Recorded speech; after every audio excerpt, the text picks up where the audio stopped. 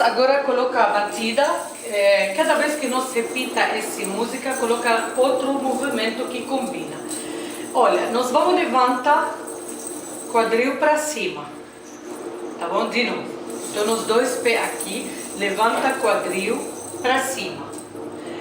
Esse mão dobra em cima de cabeça e cai para cá. E a outra tá em cima de tronco, tá bom? De novo. Eu estou aqui,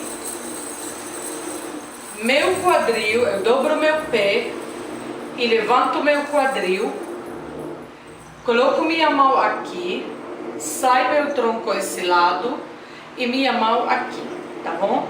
Nós vamos fazer assim, 1, 2 para baixo, 3, 4 para cima e tac no busto. De novo. 1, 2 no quadril para baixo, 1, 2 para cima e tac no busto, tá bom? Vamos de novo.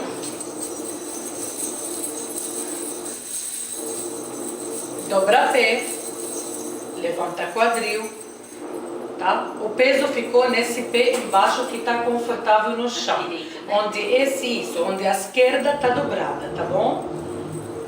Coloca a mão em cima, dobra seu tronco e parece que vai olhar aqui para o público e para seu quadril nesse movimento.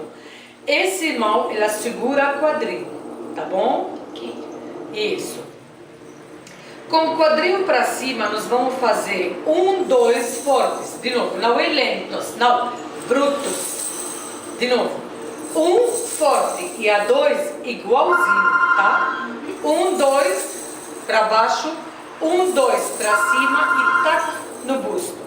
De novo. Fátima!